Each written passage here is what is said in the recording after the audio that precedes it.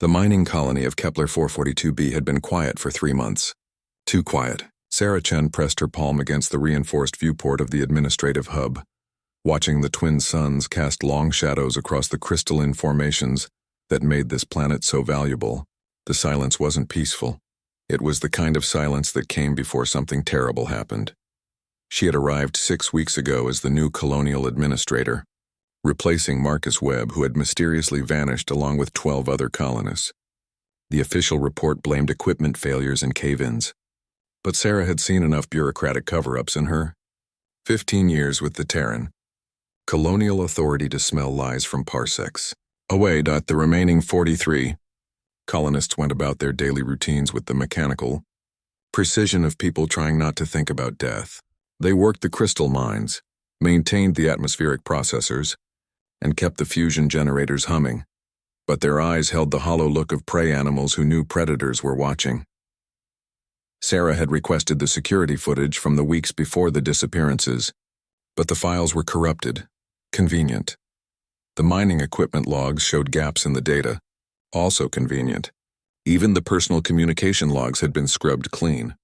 Someone, or something, didn't want her to know what had really happened to those missing colonists. The only clue came from Jenny Morrison, a geologist who had worked the deep mines for 3 years. Jenny had been on medical leave during the disappearances, recovering from a broken leg in the medical bay. She was the only person willing to talk, and even then, only in whispers after the others had gone to sleep. They came at night, Jenny had told her just last week, her voice barely audible over the hum of the life support systems. We thought they were equipment failures at first, tools going missing, food supplies running short, but then we started hearing things in the tunnels. Chittering sounds, like insects, but wrong somehow. Too organized. Sarah had pressed for more details, but Jenny had clammed up, glancing nervously at the security cameras. The woman was terrified, and Sarah was beginning to understand why. The planet's indigenous life forms were supposed to be simple. Microorganisms in the crystal formations, some basic plant analogs near the thermal vents. Nothing that posed a threat to a well-equipped human colony. The terraforming team had done their surveys, filed their reports, and given Kepler 442b a green rating for colonization. But surveys could be wrong. Reports could be falsified. And green ratings could kill you if you trusted them too much. Sarah had started conducting her own investigation. She requisitioned better scanning equipment from the supply depot, claiming it was for mineral surveys. She upgraded the colony's defensive systems, citing potential equipment failures. She even managed to get authorization for a small cache of military-grade weapons, supposedly for dealing with unstable crystal formations that might explode. The truth was, Sarah Chen had served 2 tours in the Centauri conflicts before joining the colonial authority. She knew the difference between equipment failures and enemy action. She recognized the signs of a coordinated assault designed to look like accidents, and she understood that sometimes the only way to survive was to become more dangerous than whatever was hunting you. Her investigation had revealed disturbing patterns. The disappearances followed the mining schedules perfectly, always targeting workers who ventured into the deepest tunnels. The missing persons were always taken from areas where the security cameras had conveniently malfunctioned. And most tellingly, the crystal extraction rates had actually increased during the weeks when colonists were vanishing. Someone was still working those mines, someone who knew exactly how to extract the valuable crystals without damaging them, someone who understood human technology well enough to manipulate the security systems and doctor the logs. Sarah had spent her evenings studying the geological surveys, learning the tunnel layouts and mapping the underground network that connected the mining sites. She had discovered that the missing colonists had all been working in sections that connected to a vast natural cave system that the original surveys had somehow missed. A cave system that extended deep into the planet's crust, far beyond what human equipment could reach. Tonight, she was going to find out what was down there. The colony's night shift was minimal, just 3 people monitoring the essential systems while everyone else slept. Sarah had volunteered to take the overnight security rounds, a duty that gave her access to every part of the facility, and a legitimate reason to be moving around in the dark. She made her regular patrol of the administrative areas first, checking the atmospheric processors and power generators. Everything was running normally. Too normally. Even the most efficient systems should show some minor variations, some tiny irregularities. But every reading was perfect, as if something was actively maintaining optimal conditions. At 0200 hours, Sarah made her way to the mining levels. She had hidden her real equipment in a maintenance closet near the main shaft, military-grade sensors, thermal imaging gear, and enough firepower to take down a small army. She had also prepared something the original colonists hadn't possessed: detailed knowledge of exactly what kinds of creatures might be smart enough to manipulate human technology while remaining hidden from casual observation. The tunnels were darker than they should have been. The automated lighting systems were functioning, but the illumination seemed muted, as if something was absorbing the light. Sarah's thermal sensors picked up temperature variations that suggested large moving objects just beyond the range of her equipment. As she descended deeper into the mining complex, following the path that led toward the undocumented cave system, Sarah began to hear the sounds Jenny had described. Chittering noises that seemed to come from multiple directions at once, not random insect sounds but patterns of communication, complex patterns that suggested intelligence. Sarah smiled grimly and checked her weapons one more time. She had come to Kepler 442b expecting to deal with bureaucratic incompetence and mining quotas. Instead, she had found something far more interesting. The colonists saw themselves as victims, as prey to be hunted by unknown predators. But Sarah Chen had spent her military career hunting things that thought they were apex predators.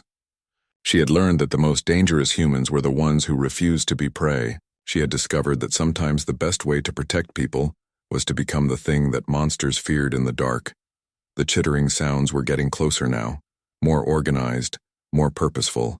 Whatever was down here had noticed her presence and was moving to intercept her. Sarah could hear multiple sets of what sounded like clawed feet moving through the tunnels with coordinated precision. As she reached the entrance to the natural cave system, Sarah's equipment detected dozens of heat signatures converging on her position, large shapes with body temperatures slightly below human normal, moving with a fluid grace that suggested they were perfectly adapted to this underground environment. Sarah took a deep breath and stepped into the darkness beyond the mining tunnels. She had come here to find out what happened to the missing colonists. She was about to discover that some questions had answers that changed everything. The natural cave system opened into a vast chamber that defied every geological survey ever conducted on Kepler 442b. Sarah's enhanced sensors revealed a space larger than the entire colonial settlement, with crystalline formations that pulsed with their own internal light. But it wasn't the size of the chamber that made her pause. It was what occupied it. Hundreds of creatures moved through the space with purposeful coordination. They stood roughly 8 feet tall on 4 powerful legs, their bodies covered in chitinous plates that reflected the crystal light in shifting patterns. Multiple arms ending in dexterous claws manipulated tools and equipment with disturbing familiarity. But it was their heads that made Sarah's blood run cold. Elongated skulls housing clusters of multifaceted eyes that tracked movement with predatory intelligence. These weren't mindless beasts. They were using human mining equipment with obvious expertise, extracting crystals with precision that exceeded anything the colonists had achieved. Worse, they were wearing pieces of colonial clothing and equipment like trophies. Sarah recognized Marcus Webb's administrative jacket draped across one creature's carapace. But the most horrifying sight was the holding area, carved into the far wall of the chamber. Behind bars made of twisted metal and crystal, Sarah could see human figures. The missing colonists were alive, but changed. They moved with the same mechanical precision she had observed in the remaining surface dwellers, their eyes vacant and unfocused. Whatever these creatures were, they weren't just killing the colonists, they were controlling them. Sarah had seen enough alien species during her military service to recognize a parasitic influence when she saw it. The missing colonists weren't just prisoners. They were being used as remote workers, their minds dominated by some form of biological or technological control system. The creatures had noticed her presence. The chittering sounds crescendoed into what could only be described as alarm calls, and dozens of the beings began moving toward her position. But Sarah had spent years learning how to turn disadvantage into opportunity. She activated every piece of equipment she carried simultaneously. High-intensity flares flooded the chamber with blinding light, overwhelming the creature's sensitive eyes. Sonic disruptors created feedback loops that sent the beings stumbling away from their equipment. and thermal charges originally designed for mining operations brought down sections of the cave ceiling in precisely calculated collapses. But Sarah wasn't trying to escape. She was making a statement. As the creatures regrouped, trying to coordinate their response to her assault, Sarah began picking them off with surgical precision. Each shot from her military-grade pulse rifle dropped one of the beings, and she moved constantly, using the crystal formations as cover while denying them any chance to surround her. She had learned something important during the Centauri conflicts. Aliens who had evolved as apex predators on their homeworlds often had never learned to deal with prey that fought back effectively. They expected resistance to be disorganized, desperate, and ultimately futile. They weren't prepared for a human who approached the situation like a military operation. Within 20 minutes, Sarah had eliminated nearly 30 of the creatures and freed the controlled colonists from their containment area, but breaking their physical bonds was easier than breaking whatever hold the aliens had on their minds. Marcus Webb stumbled toward her, his eyes beginning to focus for the first time in months. "Sarah, how did you—" "What are these things?" "Questions later, survival now," Sarah replied, handing him one of her backup weapons. "Can you fight?" Webb nodded, muscle memory from his own military background beginning to reassert itself as the alien influence weakened. The other freed colonists were recovering more slowly, but Sarah could see awareness returning to their faces. The remaining creatures had pulled back to regroup, but Sarah knew they would return with greater numbers and better coordination. She had perhaps an hour before this chamber would be crawling with every alien on the planet. "We need to get to their central control system," Sarah told Webb as she helped distribute equipment to the recovering colonists. "Whatever they're using to control minds, it's probably connected to those crystal formations." Webb pointed toward a section of the chamber where the crystalline growths formed complex geometric patterns around what looked like organic machinery. "They brought us here to work on that. Some kind of communication network that extends through the crystal veins in the planet's crust." Sarah studied the alien technology with growing understanding. The creatures weren't just mining the crystals. They were using them to create a planet-wide neural network. Every crystal formation on Kepler 442b was potentially a node in their control system. They could influence any human who spent enough time near the crystals, gradually taking over their minds while leaving them functional enough to continue working. "How long have they been here?" Sarah asked. "Long before the first colonial surveys," Webb replied. "They let us establish the colony because we were more efficient at crystal extraction than they were. We did all the hard work of setting up the infrastructure. Then they started harvesting us along with the crystals. The missing colonists who were recovering began to share fragments of their experiences under alien control. They had been aware of what was happening but unable to resist. They had been forced to help the creatures refine their control techniques and expand their influence. Most horrifyingly, they had been compelled to send false reports back to the colonial authority, ensuring that more colonists would continue to arrive." Sarah realized the full scope of what they were facing. This wasn't just about one mining colony. It was about a species that had perfected the art of conquest through deception and mind control. They had probably done this to dozens of other colonies, appearing in the official records as equipment failures or natural disasters, while entire human populations were systematically enslaved. But they had made one critical mistake. They had underestimated what happened when a human refused to be prey. Sarah began setting charges around the central control system while the recovering colonists prepared defensive positions. She wasn't just planning to destroy the local network, she was going to send a message through the crystal matrix that would reach every creature on the planet. The aliens returned, in force just as Sarah finished her preparations. Hundreds of the beings poured into the chamber from multiple entrances, chittering in complex harmonies that suggested sophisticated battle coordination.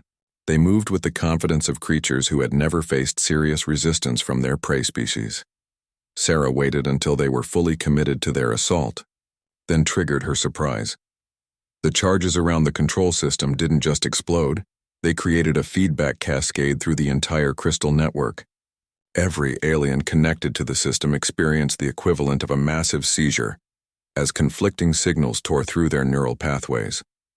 But more importantly, Sarah had programmed a specific message into the cascade before triggering it. As the aliens writhed in agony from the neural feedback, They received a clear communication in their own chittering language, a message Sarah had assembled from recordings of their own communications. It was simple and direct. The humans knew about them now, and they were no longer prey. The surviving creatures fled the chamber in complete panic. They had spent generations believing they were the apex predators on this planet, perfectly adapted to hunt and control the human prey that had delivered themselves for harvesting. They had never considered what would happen if their prey became predators. The surface of Kepler 442b had transformed overnight, from a quiet mining colony into a war zone. Sarah and the rescued colonists emerged from the underground complex to find chaos spreading across the settlement. The neural feedback cascade she had triggered through the crystal network hadn't just affected the aliens. In the deep chambers, it had disrupted every creature connected to the control system across the entire planet. The remaining colonists who had been under subtle alien influence were suddenly free but confused and terrified. Equipment that had been sabotaged by controlled humans was failing simultaneously. Most critically, the aliens were no longer trying to maintain their deception of being simple indigenous creatures. Through the settlement's sensor arrays, Sarah could see them emerging from hidden positions all across the planet. Thousands of the chitinous beings had been living in concealed chambers throughout the crystal formations, coordinating their slow conquest of the human colony through their neural network. Now that network was broken, and they were reverting to more direct methods. Marcus Webb worked alongside Sarah to organize the colonists into defensive positions. The administrative hub became their command center, its reinforced structure providing protection, while its communication systems allowed them to coordinate with outlying mining stations. The good news is they're no longer controlling our people, Webb reported as he studied the tactical displays. The bad news is there are approximately 10,000 of them, and they're all converging on our position. Sarah had expected something like this. Predator species that relied on stealth and control often had poor conventional combat capabilities when their preferred methods were denied to them. But 10,000 aliens against 68 humans was still overwhelming odds by any reasonable calculation. Except, Sarah had stopped making reasonable calculations the moment she decided to fight back. They're used to hunting isolated. Humans are small groups, she told the assembled colonists. They've never faced organized resistance from prepared defenders. We have advantages they don't expect us to use. Sarah had spent her time well during the underground operation. While fighting the aliens in their chamber, she had been studying their behavior patterns, their communication methods, and their technological capabilities. She had also been uploading everything she observed to her personal military database, which maintained quantum entanglement communication with Terran defense forces. The aliens were individually powerful and well adapted to their environment, but they showed classic signs of a species that had never faced serious competition. Their tactics were straightforward and relied heavily on overwhelming numbers. Their technology, while advanced in some areas, lacked the versatility that came from constant warfare. Most importantly, they had never learned to expect their prey to set traps. Sarah had been busy during the 6 hours since emerging from the underground. Working with the mining engineers and maintenance technicians, she had turned the entire colonial settlement into a weapon system. Mining explosives became directional charges. Industrial equipment became automated defense systems. Even the atmospheric processors had been modified to create localized toxic environments. The first wave of aliens hit the outer perimeter at dawn. They came in a coordinated rush from multiple directions, expecting to overwhelm the human defenders through sheer numbers. Instead, they ran into a carefully orchestrated killing field. The crystal formations they had been using as cover became their downfall. Sarah had learned enough about their technology to reverse engineer their control methods, and she had spent the night placing modified human equipment throughout the crystal nodes. When the aliens tried to use their network to coordinate their assault, they found their own communications being intercepted and disrupted. But Sarah had done something more creative than just jamming their signals. She had learned to send false communications through their network, issuing contradictory orders and creating confusion among their forces. Units that should have been supporting each other instead attacked different objectives. Coordinated assaults became chaotic charges into prepared defensive positions. The humans fought with the desperate efficiency of people who knew there was no retreat possible. But more than that, They fought with the tactical sophistication of a species that had survived by learning to kill everything that threatened them. Jenny Morrison, the geologist who had first told Sarah about the chittering sounds in the tunnels, turned out to have extensive demolitions experience from her previous work in asteroid mining. She had spent the night preparing surprises that channeled the alien assault into carefully planned kill zones. Dr. Elizabeth Reeves, the colony's chief medical officer, had analyzed tissue samples from the dead aliens and developed chemical weapons specifically designed to exploit their biological vulnerabilities. Her improvised toxins turned the settlement's ventilation systems into delivery mechanisms for compounds that were harmless to humans but lethal to the chitinous invaders. Even the maintenance crew had become deadly. Chief Engineer Tom Bradley had modified the industrial fabricators to produce ammunition and weapons at a rate that kept pace with the colonists' consumption. More creatively, he had reprogrammed the mining robots to recognize alien biosignatures as valid mining targets. The second wave of aliens approached more cautiously, having learned that the human settlement was far more dangerous than expected. But Sarah had anticipated this adaptation. While they regrouped and planned a more sophisticated assault, she was implementing the next phase of her strategy. Sarah had realized that the aliens' greatest advantage was also their greatest weakness. Their neural network allowed for incredible coordination, but it also meant they were vulnerable to systemic disruption. She couldn't just defend the colony. She needed to take the fight to every alien on the planet simultaneously. Working with the colony's communications specialist, Sarah began broadcasting modified control signals through every piece of human technology that interfaced with the crystal formations. Mining equipment, atmospheric processors, even the colony's power systems became transmission points for a carefully crafted neural virus. The aliens had spent months learning to control human minds through their crystal network. Sarah spent one night learning to use that same network to drive them insane. The results were immediate and devastating. Across the planet, aliens connected to the network began experiencing seizures, hallucinations, and complete loss of motor control. The coordinated assault on the colony dissolved into chaos as thousands of the creatures collapsed or began attacking each other in their confusion. But some of the aliens had disconnected from the network entirely, cutting themselves off from the neural feedback, but also from their coordination systems. These survivors regrouped for a final assault on the human settlement, abandoning all subtlety in favor of a direct charge designed to overwhelm the defenders through sheer violence. Sarah watched them coming through the settlement's sensor arrays, nearly 1,000 aliens moving in a coordinated rush toward the colonial hub, their chitinous plates gleaming in the light of the twin suns. They had learned to fear human technology and human tactics, but they still believed they could win through overwhelming physical force. Sarah smiled as she activated the final component of her defense strategy. The aliens had spent generations using the crystal formations as concealment and coordination points. They had never considered what would happen if those same formations became weapons. Every crystal node within 10 kilometers of the settlement had been quietly rigged with mining charges over the past few hours. As the aliens closed on the human position, Sarah triggered them all simultaneously. The explosion was visible from orbit. When the smoke cleared, the landscape around the colonial settlement had been transformed into a glassy crater. The aliens' final assault had been vaporized along with every crystal formation they might have used for cover or communication. In the sudden silence that followed, Sarah realized she had done something unprecedented in human colonial history. She hadn't just defended a settlement from alien attack. She had systematically dismantled an entire species' method of conquest and turned their own advantages against them. 3 weeks after the Great Crystal Detonation, as the colonists had begun calling it, Kepler 442b was a very different world. The alien creatures that had once moved with predatory confidence through hidden tunnels now cowered in the deepest caves they could find. Completely cut off from their neural network and unable to coordinate any meaningful resistance, Sarah stood in the rebuilt command center, studying intelligence reports that painted a picture of total alien collapse. Without their crystal-based communication system, the creatures had reverted to primitive territorial behavior, fighting among themselves over dwindling resources.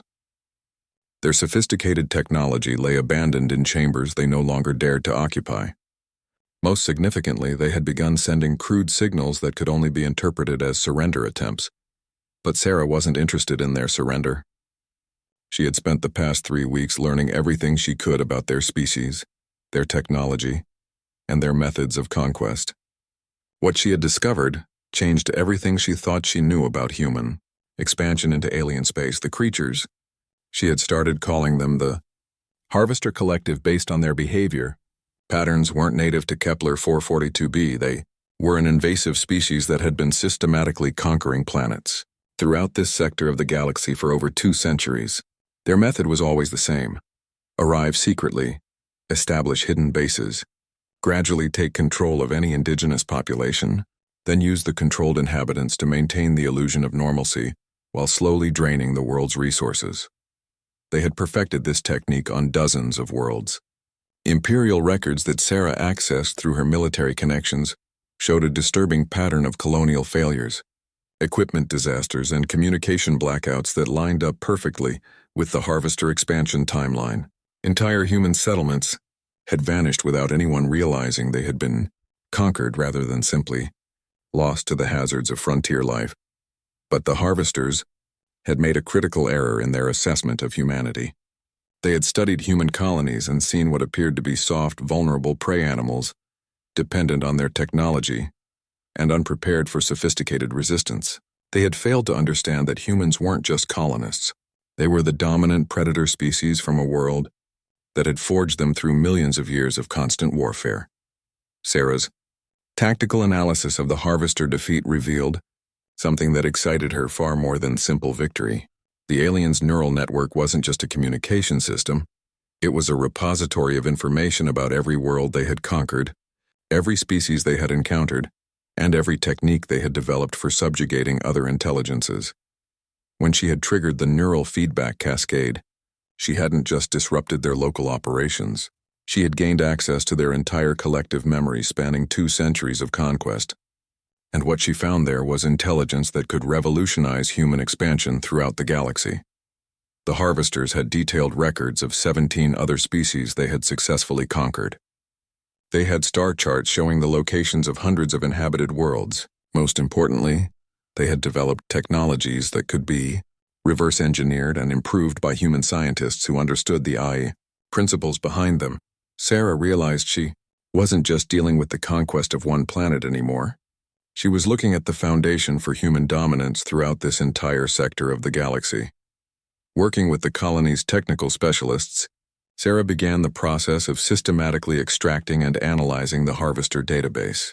Their crystal-based computing systems were far more advanced than anything in human technology, capable of storing and processing information at rates that exceeded the best Terran systems by several orders of magnitude. But the real breakthrough came when Dr. Reeves discovered that the Harvester neural control technology could be modified for human use, not to control minds that would violate every principle of human ethics, but to enhance communication and coordination between human forces across interstellar distances. Within days of this discovery, Sarah was receiving priority communications from Terran Defense Command. Her after-action reports had triggered a classified review that went all the way to the Colonial Senate. The strategic implications of what she had discovered were staggering. The Harvesters had inadvertently provided humanity with a roadmap to every vulnerable species and resource-rich world within 50 light-years. More than that, they had demonstrated that spacefaring civilizations could be conquered through deception and gradual infiltration rather than expensive military campaigns. Sarah found herself appointed as the first director of Alien Intelligence Operations, a newly created position that gave her authority to coordinate humanity's response to the Harvester threat across multiple star systems. Her first priority was to locate and liberate the other worlds that had been conquered by the Collective. The operation began with the deployment of modified Harvester technology aboard human scout ships.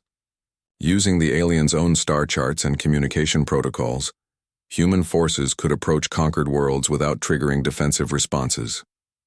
The Harvesters on those worlds would assume the approaching ships were part of their own fleet until it was too late to organize resistance. But Sarah had learned something important during her experience on Kepler 442b. Simply defeating the Harvesters wasn't enough. Humanity needed to ensure that no other species could threaten human colonies using similar methods. The solution was as elegant as it was ruthless. Human forces wouldn't just liberate conquered worlds. They would systematically hunt down every harvester installation throughout the sector, destroying their ability to coordinate future conquests while capturing their technology and intelligence. More controversially, Sarah proposed that humanity should establish control over the harvester communication network itself. By maintaining and expanding the crystal-based neural network, human forces could monitor and influence any species that might pose a future threat to human expansion. The debate over this proposal split the colonial Senate. Ethical concerns about using alien mind control technology warred with practical concerns about preventing future alien conquest of human worlds. But the deciding factor came from an unexpected source: testimony from the freed, colonists of other worlds who had been rescued by Sarah's expanding operations. The Yoram survivors painted a horrifying picture of life under harvester control. Entire generations of humans had been born into mental slavery, used as biological tools for resource extraction, while their minds were slowly consumed by alien influence. Some had been modified so extensively that they could no longer survive without the neural implants that connected them to the harvester network. The Senate's decision was unanimous. Humanity would not just defend against alien conquest, they would ensure that no species ever again possessed the ability to systematically enslave human populations. Sarah's expanded operations became the foundation for the human hegemony, a new form of galactic government that maintained control over interstellar space through a combination of superior technology, strategic intelligence, and the systematic elimination of any species that demonstrated hostility toward human expansion. But the most significant change was in how other alien species viewed humanity. Before Sarah's victory on Kepler 442b, humans had been seen as useful prey animals, technologically capable but essentially harmless. After the systematic destruction of the Harvester Collective, humanity gained a reputation that preceded them to every world they approached. Sarah had become something unprecedented in galactic history, a human who had turned the concept of predator and prey inside out. She had taken a species that saw humans as cattle and transformed them into a cautionary tale that other aliens told their offspring. The woman who had arrived on Kepler 442b to investigate some missing colonists had become the architect of human dominance throughout the local arm of the galaxy. But more than that, she had established a principle that would define human expansion for generations to come. Any species that treated humans as prey would discover what it meant to be hunted by Earth's apex predator. 5 years after the Kepler 442b incident, Sarah Chen stood aboard the flagship of the human hegemony's pacification fleet, watching through the viewports as another alien world prepared to surrender without firing a single shot. The planet below, designated Zeta Reticuli 4, had been home to a species called the Synaptic Confederation, another group of neural parasites that had made the mistake of targeting human colonies for conquest. The surrender had come within hours of the hegemony fleet arriving in system. The aliens had received detailed intelligence about what happened to species that treated humans as prey, and they had chosen survival over pride. Sarah's reputation had grown far beyond what she had ever imagined possible. Across hundreds of star systems, her name had become synonymous with the concept that humanity would not tolerate being seen as victims. Alien species referred to her as the Predator Queen, a title that had initially amused her, but had become uncomfortably accurate over the years. The hegemony's expansion had been methodical and overwhelming. Using technology reverse-engineered from the Harvester Collective, human forces could monitor alien communications across interstellar distances, identify potential threats before they became active, and respond with precisely calibrated force designed to eliminate opposition while preserving useful resources and technology. But Sarah had learned that being the galaxy's apex predator came with responsibilities she hadn't anticipated. Her success in transforming humanity from prey to predator had created a new set of problems that required increasingly sophisticated solutions. Admiral Martinez, her second-in-command, approached with the latest intelligence reports. The Synaptic Confederation is offering complete technological integration in exchange for autonomy over their internal affairs. They're willing to provide us with their consciousness transfer technology if we allow them to maintain their existing social structure. Sarah studied the proposal with mixed feelings. The consciousness transfer technology could revolutionize human longevity and expand their capabilities throughout the galaxy. But accepting the aliens' surrender meant acknowledging that the hegemony was no longer just defending humanity. It was actively ruling over other species. What's their population? Sarah asked. Approximately 2 billion individuals across 4 star systems, highly advanced in biotechnology and neural engineering, but relatively weak in conventional military capabilities. Intelligence suggests they're similar to the Harvesters in their preference for indirect conquest methods. Sarah nodded thoughtfully. The pattern had repeated itself dozens of times over the past 5 years. Species that relied on mental manipulation and biological control were individually sophisticated, but collectively vulnerable to systematic military pressure. Once their preferred methods were neutralized, they typically collapsed rapidly, rather than adapting to conventional warfare. But the Synaptic Confederation represented something new. Aliens who had studied humanity's expansion and developed a strategy based on collaboration rather than resistance.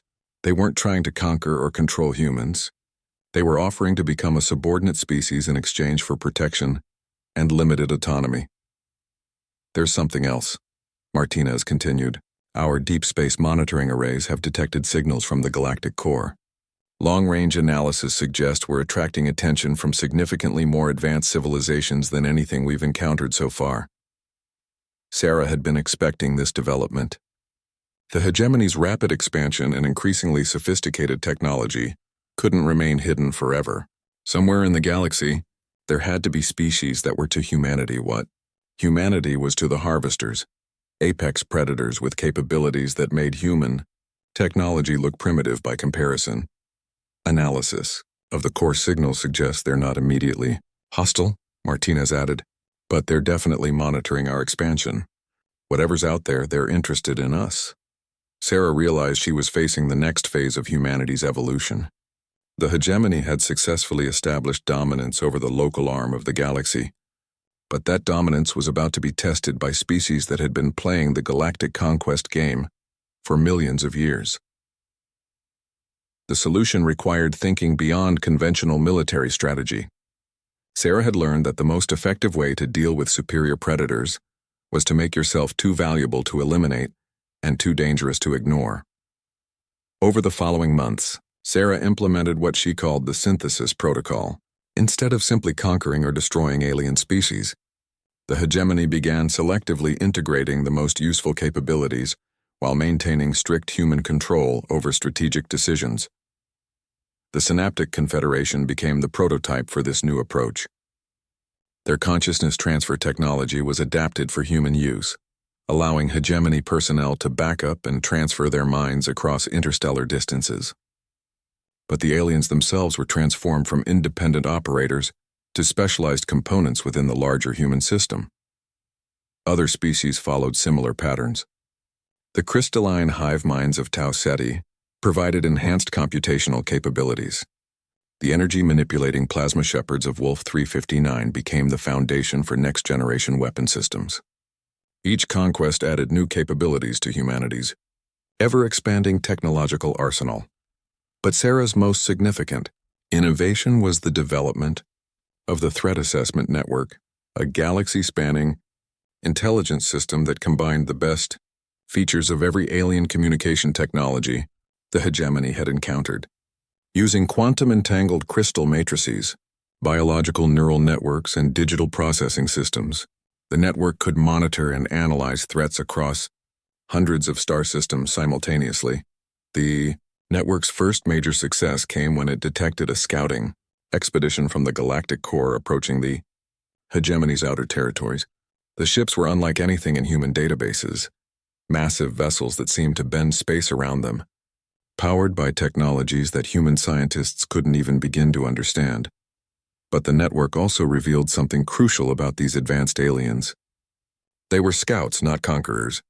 They were studying the hegemony's expansion to determine whether humanity represented a threat, an opportunity, or simply another species to be cataloged and monitored. Sarah realized this was humanity's chance to establish itself as something unprecedented in galactic history. A species that had evolved from prey to predator so rapidly and effectively that even ancient civilizations would consider them worth treating as equals. The first contact protocols Sarah developed were unlike anything in human diplomatic history. Instead of approaching the core species as supplicants seeking acceptance, she prepared to meet them as the undisputed rulers of an expanding galactic empire that had absorbed and integrated dozens of other species. But more importantly, Sarah had learned to present humanity not just as conquerors, but as the ultimate survivors. Every piece of alien technology the hegemony had captured, every species they had integrated, every threat they had eliminated, all of it became evidence that humans were the galaxy's most adaptable and dangerous species. When the core species scout ships finally made formal contact, they found themselves dealing with something they hadn't encountered in millions of years of galactic exploration. A young species that had not only survived first contact with hostile aliens, but had systematically hunted down and enslaved every species that had threatened them. The lead scout, a being that communicated through complex electromagnetic patterns, transmitted a message that human linguists would later recognize as the alien equivalent of impressed disbelief. You eliminated the Harvester Collective entirely? In 5 years? A species that had been conquering worlds for 2 centuries? Sarah's response was carefully calculated to establish human dominance while leaving room for mutually beneficial relationships. We eliminated every species that saw humans as prey. We integrated every species that recognized human authority. We are prepared to extend the same choice to any civilization that approaches our territory. The exchange that followed would reshape galactic politics for the next 1,000 years. The core species, who called themselves the Eternal Consensus, revealed that they had been monitoring the galaxy for evidence of species that might eventually develop into peer civilizations. Most species either destroyed themselves before achieving interstellar dominance or were conquered by more advanced neighbors. Humanity was the first species they had observed that had not only survived the transition from planetary to galactic civilization, but had done so by systematically eliminating every threat they encountered while absorbing useful technologies and capabilities. The Eternal Consensus offered humanity something unprecedented: recognition as a peer civilization with authority over their claimed territories, access to galactic trade networks that spanned the entire galaxy, and most significantly, protection against other core species that might view humanity's rapid expansion as a threat. But the offer came with conditions that would test everything Sarah had learned about turning disadvantage into opportunity. Humanity would be expected to maintain galactic stability within their territory, prevent the emergence of species that might threaten other civilizations, and demonstrate that they could evolve beyond simple conquest into sophisticated galactic management. 20 years had passed since Sarah Chen first descended into the tunnels beneath Kepler 442b, and the galaxy was a fundamentally different place. What had begun as one woman investigating missing colonists had evolved into the greatest shift in galactic power dynamics in recorded history. The human hegemony now controlled over 3,000 star systems, with integrated populations from 47 different alien species. But more significantly, the very concept of predator and prey had been redefined throughout galactic civilization. Species that had once viewed humans as potential victims now sent their young to study at human military academies, hoping to learn the secrets of apex predator evolution. Sarah stood in the Grand Council chamber of Terra Nova, humanity's new galactic capital, addressing representatives from hundreds of alien civilizations. At 65, she looked barely 40 thanks to the consciousness transfer technology adapted from the Synaptic Confederation. But her eyes carried the weight of decades spent transforming humanity from colonial prey into galactic apex predators. The Andromedans are requesting permission to establish trade relations, reported Ambassador Cathis, a former harvester who had become one of Sarah's most trusted advisors. They claim to represent a galactic confederation from outside our local group. Sarah studied the intelligence reports with practiced efficiency. The Andromedans were representatives of a galaxy-spanning civilization that had detected humanity's rapid expansion and wanted to establish diplomatic relations before any conflicts developed. More importantly, they had specifically requested to negotiate with the Predator Empress, rather than attempting to work around her authority. Their preliminary communications suggest they view us as equals, Cathese continued. This is unprecedented in their recorded history of first contact protocols. Sarah nodded thoughtfully. The transformation was complete. Humanity had evolved from a species that aliens saw as prey to a civilization that other galaxies recognized as worthy of respect and caution. But the most significant change wasn't in how aliens viewed humans. It was in how humans viewed themselves. The terror and helplessness that had characterized humanity's early encounters with hostile aliens had been replaced by confidence and strategic thinking that extended across interstellar distances.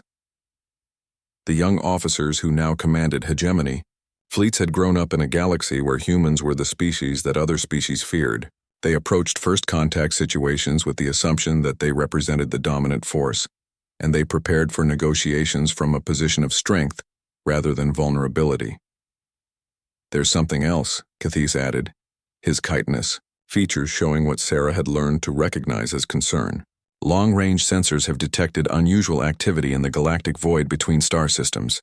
Something is moving through empty space at velocities that exceed our understanding of physics.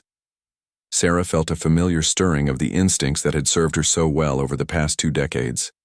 After 20 years of successfully establishing human dominance, she had learned to recognize the signs of new threats before they became obvious to others. Analysis suggests it's not natural phenomena, Cathese continued. Whatever's moving out there, it's artificial and directed. Intelligence estimates suggest a civilization that exists primarily in the void between galaxies rather than on planetary surfaces. Sarah realized she was facing the next phase of humanity's evolution. The hegemony had successfully conquered their local galactic arm and established diplomatic relations with other galaxy-spanning civilizations. But now they were encountering something that existed on a scale that made galactic empires look like planetary governments. Estimated contact timeline? Sarah asked. The void entities are moving toward our territory, but at their current velocity, first contact won't occur for approximately 50 years. However, their technology appears to allow for instantaneous communication across intergalactic distances. Sarah spent the following weeks analyzing everything the hegemony's intelligence networks had gathered about the void entities. What she discovered both excited and concerned her. These beings had evolved in the empty spaces between galaxies, using dark matter and vacuum energy in ways that conventional physics suggested were impossible. But more significantly, preliminary analysis of their communication patterns suggested they viewed galaxy-bound civilizations the way galaxy-bound civilizations viewed planetary species, as interesting but ultimately limited forms of life that were confined to tiny regions of the universe. Sarah realized she was facing the ultimate test of everything she had learned about turning disadvantage into opportunity. Humanity had successfully evolved from prey to predator within their local galaxy, but now they were potentially facing entities that viewed entire galaxies as minor ecological niches. The solution required thinking beyond even the expanded scale that had characterized her previous innovations. Instead of preparing to defend human territory against the void entities, Sarah began developing protocols for establishing humanity as the representative species for galaxy-bound civilization itself. Working with the Eternal Consensus and other ancient civilizations, Sarah began coordinating the first intergalactic alliance in recorded history. Species that had been rivals or enemies for millions of years found themselves united by the recognition that their conflicts were irrelevant when faced with entities that operated on intergalactic scales. But Sarah's most innovative strategy involved turning humanity's greatest apparent weakness, their recent evolution and limited territorial control, into their greatest strength. While older civilizations were bound by millions of years of established traditions and territories, humans could adapt and evolve at rates that amazed even the most advanced alien species. The intergalactic preparation protocol that Sarah developed over the following years represented the culmination of everything she had learned about predator evolution. Instead of simply growing stronger within existing paradigms, humanity would evolve beyond the limitations that confined other species to galactic scales of existence. Using consciousness transfer technology, Quantum-entangled communication networks and energy manipulation techniques acquired from dozens of integrated species, Sarah began the process of transforming selected humans into beings capable of existing in the void between galaxies. The first volunteers for the Void Adaptation Program were veterans of the original hegemony expansion, humans who had already demonstrated the psychological flexibility necessary to evolve beyond their original biological limitations. But the most significant volunteer was Sarah herself. At an age when most humans would be considering retirement, she chose to undergo the most extreme transformation in human history, becoming something that could communicate directly with entities that existed on intergalactic scales. The transformation process took 3 years and left Sarah fundamentally changed. Her consciousness could now extend across light years of empty space, communicating through quantum fluctuations in the vacuum itself. Her awareness encompassed entire star systems simultaneously, and her strategic thinking operated on timescales that measured conflicts in geological epochs rather than human lifetimes. When the void entities finally made direct contact, they found themselves communicating with something unprecedented in their millions of years of intergalactic exploration, a galaxy-bound species that had evolved far enough to function as an interface between void-scale and planetary-scale civilizations. The negotiation that followed established humanity as the official representatives of galactic civilization throughout the local universe cluster. But more than that, it established the principle that had driven Sarah's entire career. Any entity that treated humans as prey would discover that humans could evolve beyond their original limitations, faster than their predators could adapt to hunt them. Sarah Chen, the woman who had once investigated missing colonists on a remote mining world, had become something that existed beyond the boundaries of any single galaxy. She was the Void Empress, the representative of all galaxy-bound civilization, and the living embodiment of humanity's refusal to accept limitations imposed by other species. Looking back across the decades of transformation that had brought her to this point, Sarah realized she had accomplished something that went far beyond her original goal of protecting human colonists. She had established humanity as the species that other civilizations, regardless of their age, size, or technological sophistication, recognized as the ultimate example of predator evolution. In a universe filled with ancient civilizations and godlike entities, humans had claimed their place not through superior technology or overwhelming force, but through their unmatched ability to refuse to remain prey. They had become the species that turned every disadvantage into an opportunity, every threat into a chance for evolution, and every predator into the inspiration for becoming something even more dangerous. The galaxy had learned to fear humans not because they were the strongest or the oldest or the most advanced, but because they were the species that never stopped evolving, never stopped adapting, and never ever accepted being seen as someone else's prey.